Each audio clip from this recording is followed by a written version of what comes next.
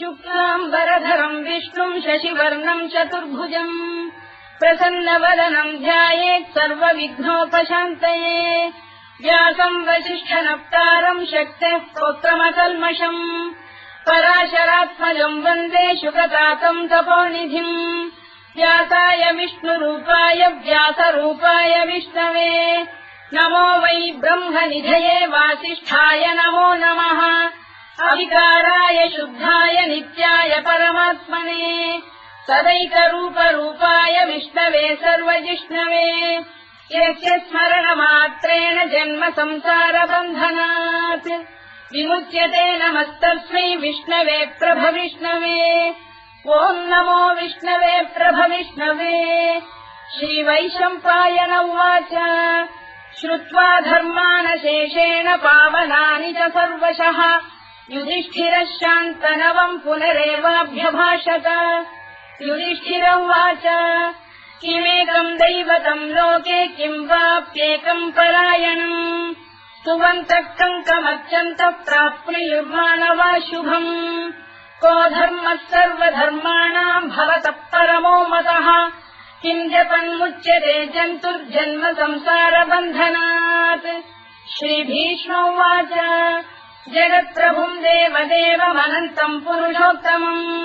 स्तुवन्नाम सहस्रेण पुरुषस्तततोत्थितः तमेव चार्चयन् नित्यम् भक्त्या पुरुषमव्ययम् ध्यायम् स्तुवन् नमस्यम् च यजमानस्तमेव च अनादिनिधनम् विष्णुम् सर्वलोकमहेश्वरम् लोकाध्यक्षम् स्तुवन् नित्यम् सर्वदुःखातिगो भवेत् ब्रह्मण्यम् सर्वधर्मज्ञम् लोकानाम् कीर्तिवर्धनम् लोकनाथम् महद्भूतम् सर्वभूतभवोद्भवम् एष मे सर्वधर्माणाम् धर्मोऽधिकतमो मतः यद्भक्त्या पुण्डरीकाक्षम् स्तवैरच्चेन्नरः सदा परमम् यो महत्तेजः परमम् यो महत्तपः परमम् यो महद्ब्रह्म परमम् यः परायणम् पवित्राणाम् पवित्रम् यो मङ्गलानाम् च मङ्गलम् दैवतम् देवतानाम् च भूतानाम् यो व्ययक्तिदा यतः सर्वाणि भूतानि भवन्त्यादियुगागमे यस्मिंश्च प्रलयम् यान्ति पुनरेव युगक्षये तस्य लोकप्रधानस्य जगन्नाथस्य भूपते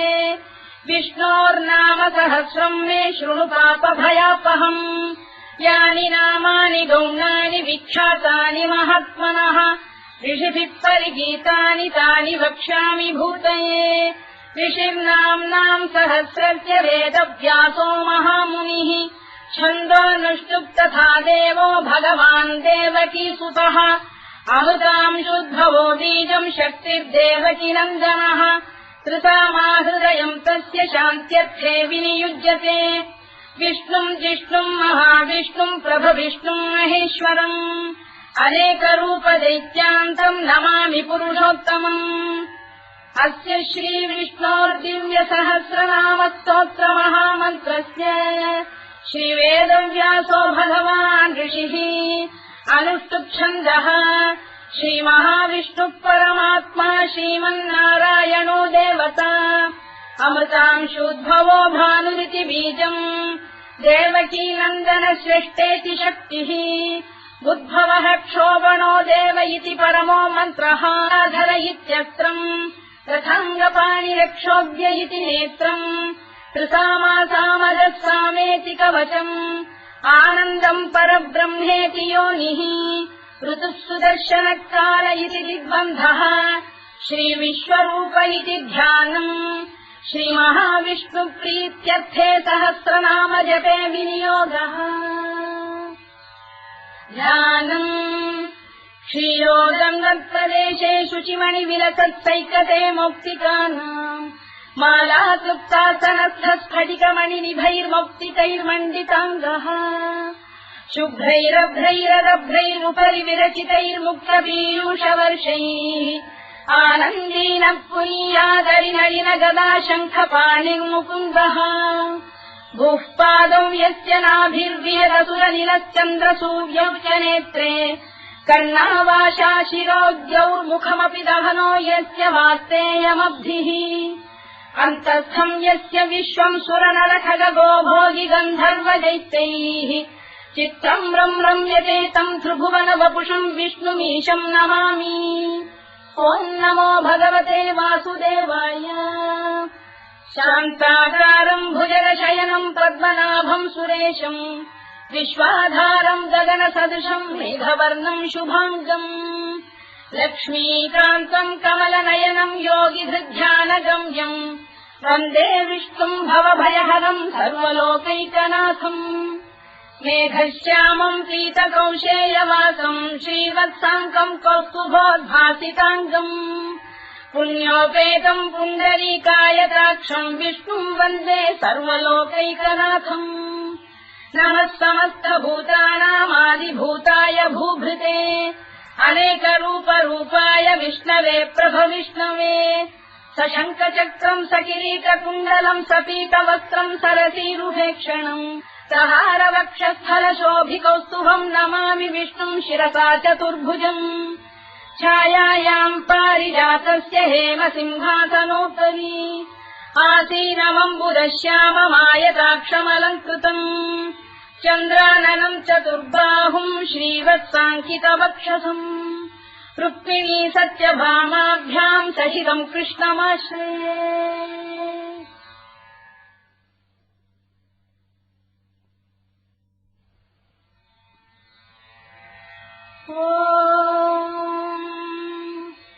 विश्वम् विष्णुर्वषत्कारो भूतभव्य भवत्प्रभुः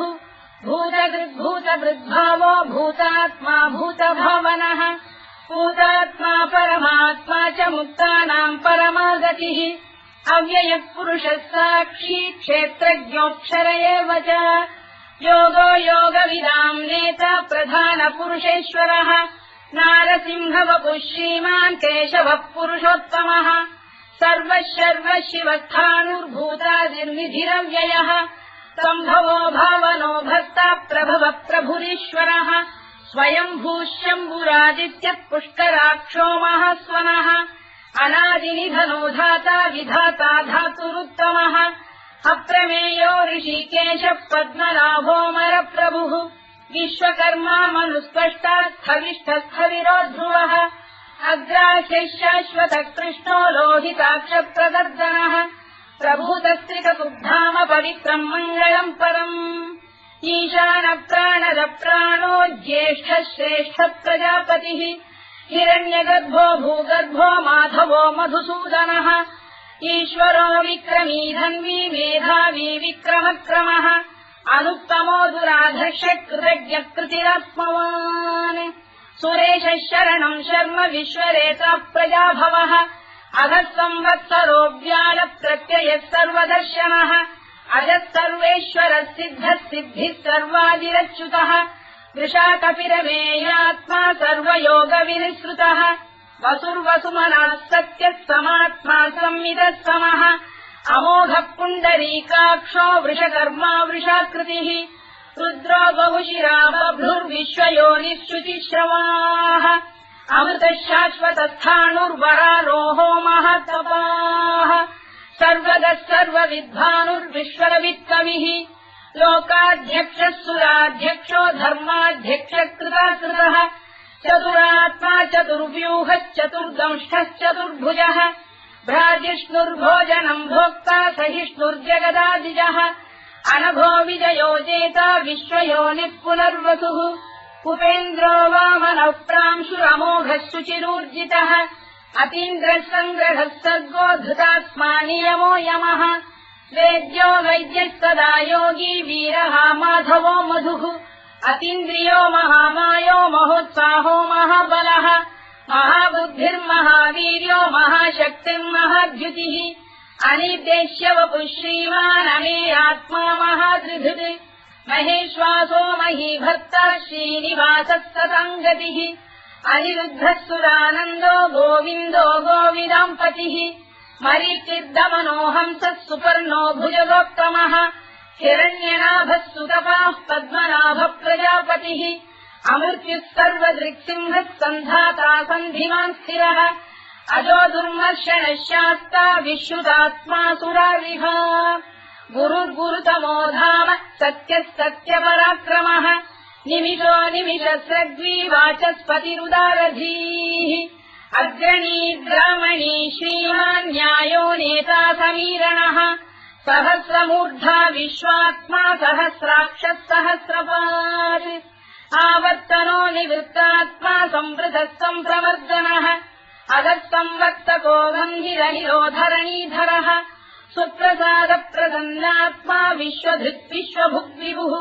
सत्कर्ता सत्कृतः साधुर्जन्धुर्नारायणो नरः असङ्ख्येयो प्रमेयात्मा विशिष्टः शिष्टकृच्छुचिः सिद्धार्थः सिद्धसङ्कल्पः सिद्धिदः सिद्धिसाधनः वृषाधी वृषभो विष्णुर्वृषपर्वा वृषोदरः वर्धनो वर्धमानश्च विविक्तः श्रुतिसागरः सुभुजो दुर्धरो वाग्मी महेन्द्रो वसुदो वसुः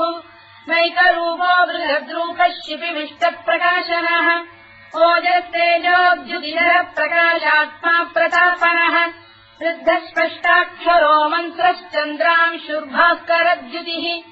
अमृतांशुद्भवो भानुष्यशबिन्दुः सुरेश्वरः औषधम् जगतः सेतुः सत्यधर्मपराक्रमः भूतभव्यभवन्नाथः पवनः पावनो नलः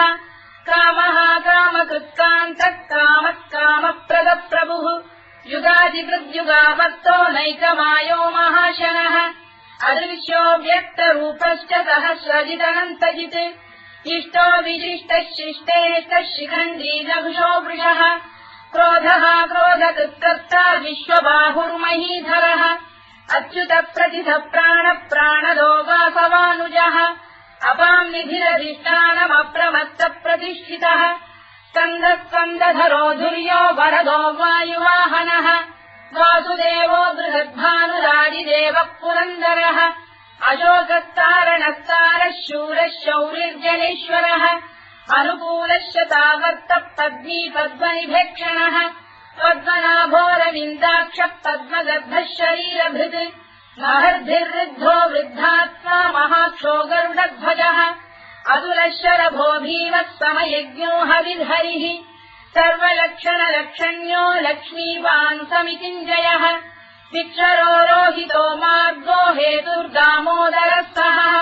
महीधरो महाभागो वेगवानमिदाशनः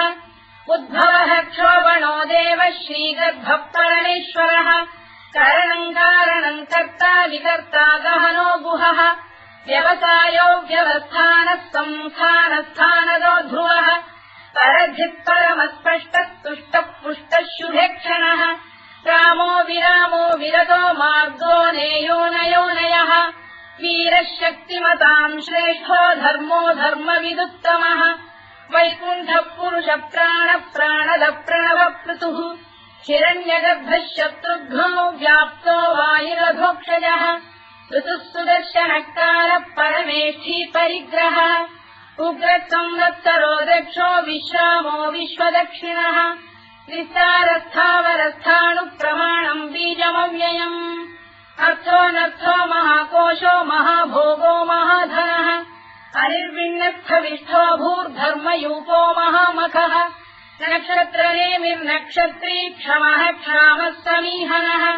यज्ञयुज्यो महेज्यश्च क्रतुः सत्रम् सदाङ्गतिः सर्वदर्शी विमुक्तात्मा सर्वज्ञोद्यानमुत्तमम्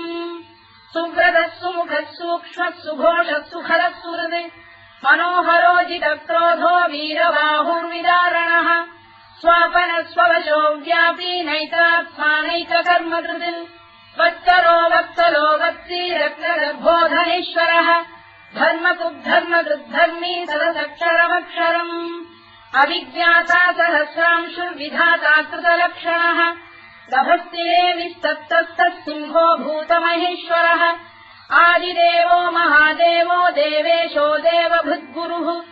उत्तरो गोपतिर्गोप्ता ज्ञानः सोमपो मृतपः सोमः पुरुजिः पुरुषत्तमः विनयो जयः सत्यसन्धो दाशार्हः सात्वताम् पतिः जीवो विनयिता साक्षी मुकुन्दो मितविक्रमः अम्भोनिधिरनन्तात्मा महोदधिशयोऽन्तकः अजो महार्घः स्वाभाव्यो जिता मित्रप्रमोदनः आनन्दो नन्दनो नन्दः सत्यधर्मा त्रिविक्रमः महर्षि कपिलाचार्य कृतज्ञो मेदिनीपतिः त्रिदशाध्यक्षो महाशृङ्गकृतान्तकृत् महावराहो गोविन्दः सुषेणः कनकाङ्गनी गुह्यो गभीरो गहनो गुप्तश्चक्रगदाधरः मेधास्वाङ्गोजितः कृष्णो दृढः सङ्कर्षणोच्युतः वरुणो वारुणो वृक्षः पुष्कराक्षो महामनाः भगवान् बलहानन्दी वनमाली हलायुधः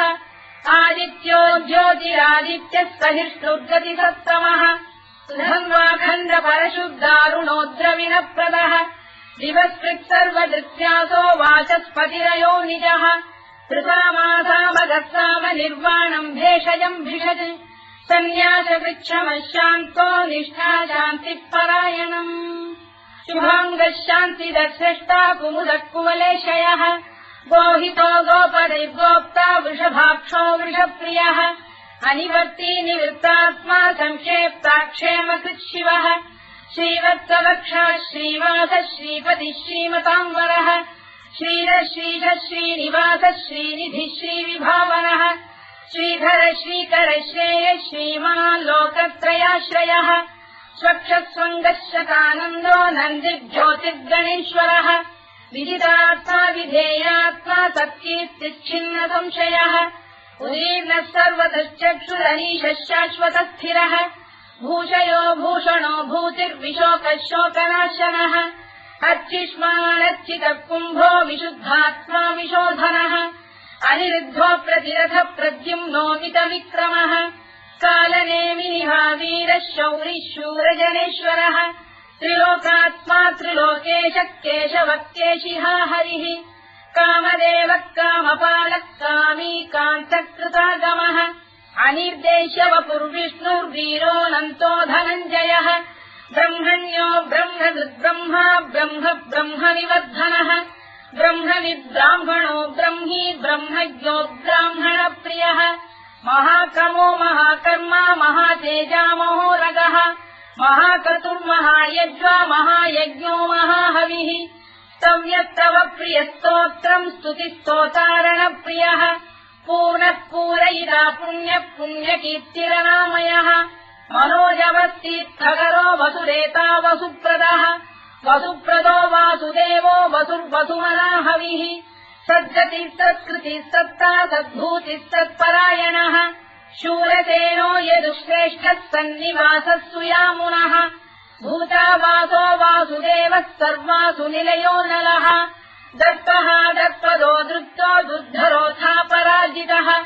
विश्वमूर्तिर्महामूर्तिर्दीप्तमूर्तिरमूर्तिमान् अनेकमूर्तिरव्यक्तः शतमूर्तिः शताननः एकोनैकस्तवः किम् यत्तत्पदमनुत्तमम् लोकबन्धुर्लोकनाथो माधवो भक्तवत्सलः सुवर्णवर्णो हेमाङ्गो वराङ्गश्चन्दनाङ्गदी वीरः विषमः शून्यो घृता क्षीरजरश्चरः अमानी मानदो मान्यो लोकस्वामी त्रिलोकधृत् सुमेधा मेधजो धन्यः सत्यमेधाधराधरः तेजो वृषोऽद्युतिधरः सर्वशस्त्रभृताम्बरः प्रग्रहो निग्रहो व्यग्रो नैकशृङ्गो गदाग्रजः चतुर्मूर्तिश्चतुर्बाहुश्चतुर्व्यूहश्चतुर्गतिः चतुरात्मा चतुर्भावश्चतुर्वेदविदेकपात् समावर्तो निवृत्तात्मा दुर्जयो दुरतिक्रमः दुर्लभो दुर्गमो दुर्गो दुरावासो दुरारिः शुभाङ्गो लोकतारङ्गः सुतन्तु वर्धनः इन्द्रकर्मा महाकर्मा कृतकर्मा कृतागमः उद्भवः सुन्दरः सुन्दो रक्तनाभः सुलोचनः अल्पो वाजसनः शृङ्गी जयन्तः सर्वविद्ययी सुवर्णबिन्दुरक्षोभ्यः सर्ववागीश्वरेश्वरः महाह्रदो महागर्तो महाभूतो महानिधिः कुमुदकुन्दरकुन्दः पर्जन्यः पावनो निलः अमृताशोऽमृतवपुः सर्वज्ञः सर्वतोमुखः सुलभः सुव्रतः सिद्धः शत्रुजिच्छत्रुतापनः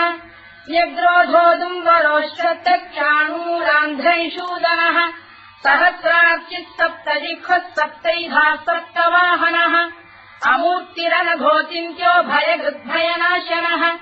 अणुबृहत्कृशस्थूलो गुणभृन्निर्गुणो महान् अधृतस्वधृतस्वास्य प्राग्वंशो वंशवर्धनः भारभृत्कथितो योगी योगीशः सर्वकामदः आश्रमश्रवणः क्षामः सुपर्णो वायुवाहनः धनुर्धरो धनुर्वेदो दण्डो दमयिता दमः अपराजितः सर्वसहो नियन्ता नियमो यमः सत्त्ववान् सात्विकः सत्यः सत्यधर्मपरायणः अभिप्रायप्रियार्होः प्रियकृत्प्रीतिवर्धनः विधायतगतिर्ज्योतिः सुरुचित्कुतभुक्विभुः रविर्विरोचनः सूर्यः कवितारनिलोचनः अनन्तो हुतबुद्भोक्ता सुखदो नैकजोऽग्रजः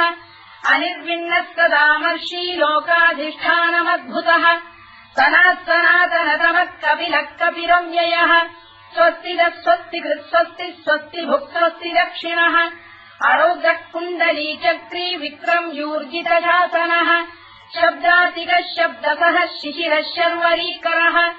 अक्रूरप्रेषलो दक्षो दक्षिणः क्षमिणाम्बरः विद्वत्तमो वीतभयः पुण्यश्रवणकीर्तनः उत्तारणो दुष्कृतिः पुण्यो दुःस्वप्ननाशनः वीरः रक्षणः सन्तो जीवनः पर्यवस्थितः अनन्तरूपोऽनन्तश्रीर्जितमन्युर्भयापहः चतुरश्रो गभीरात्मा विदिशो व्यादिशो दिशः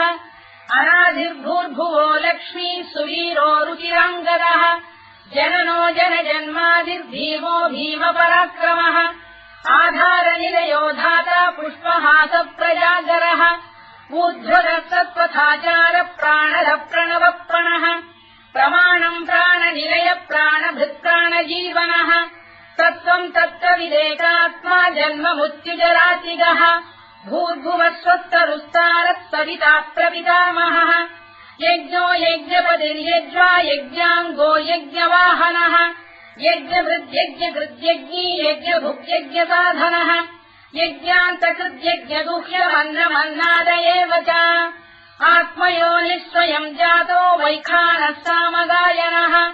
देवकीनन्दनः स्रष्टा क्षितीशः पापनाशनः शङ्खबृन्नन्दकी चक्रीशाङ्गधन्वा गदाधरः तथाङ्गपाणिरक्षोभ्यः सर्वप्रहरणायुधः सर्वप्रहरणायुध ओम् नम इति परमाली गरीशाङ्गी शङ्खी चक्री च नन्दकी श्रीमान्नारायणो विष्णुर्वासुदेवोऽभिरक्षतु वनमाली गरीशाङ्गी शङ्खी चक्री च नन्दकी श्रीमान्नारायणो विष्णुर्वासुदेवोऽभिरक्षतु वनमाली गरीशाङ्गी शङ्खी चक्री च नन्दकी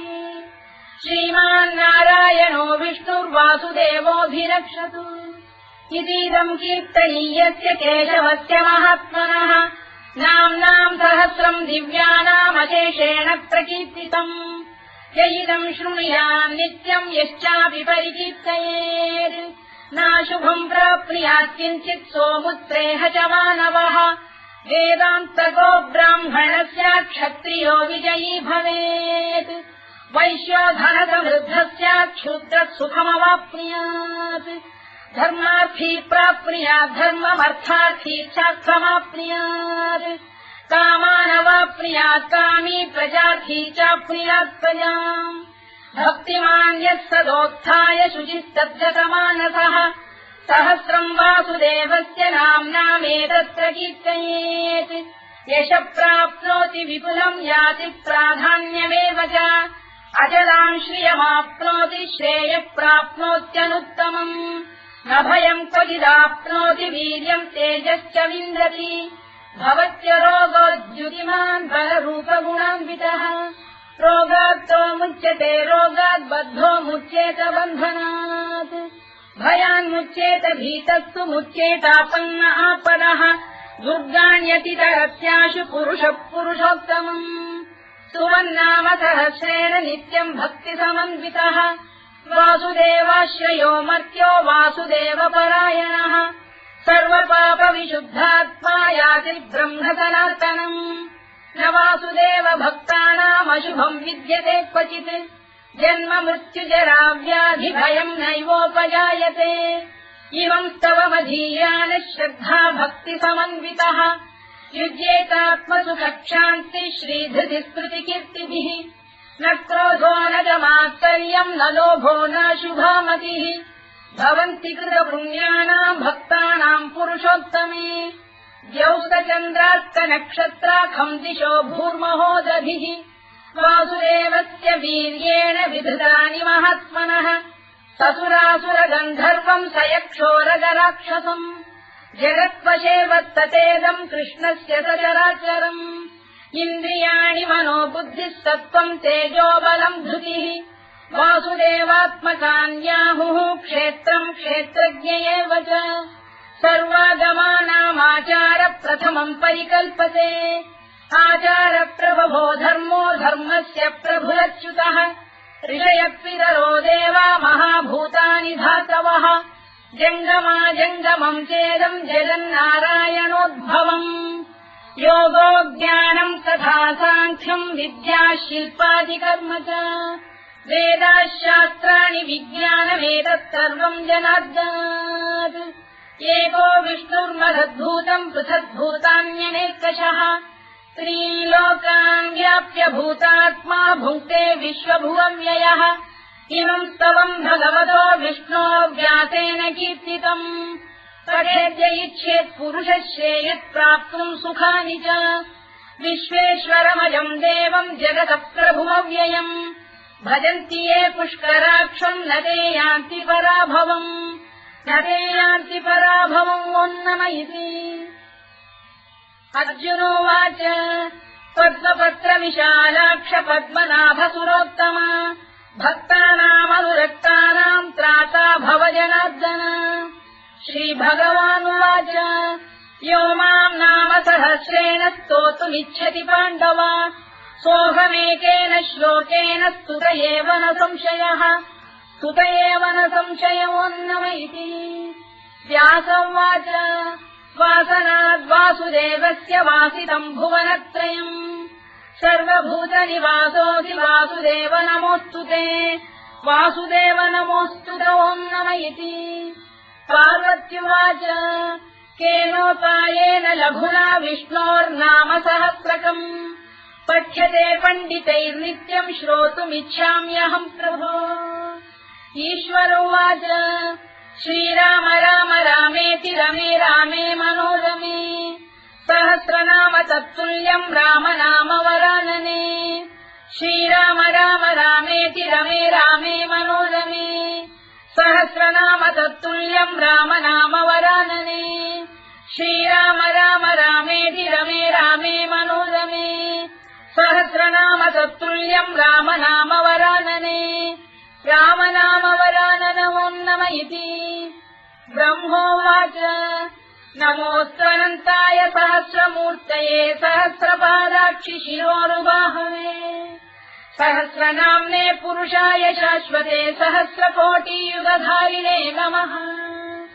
सहस्रकोटियुगधारिणे नमोऽन्नम इति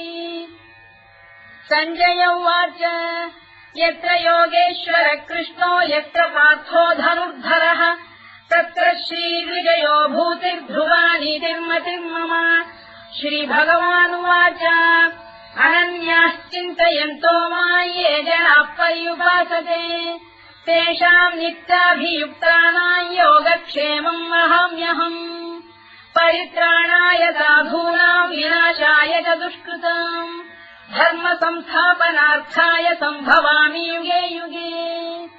आर्ता विषण्णाः शिथिलाश्च भीता घोरेषु च व्याधिषु वर्तमानाः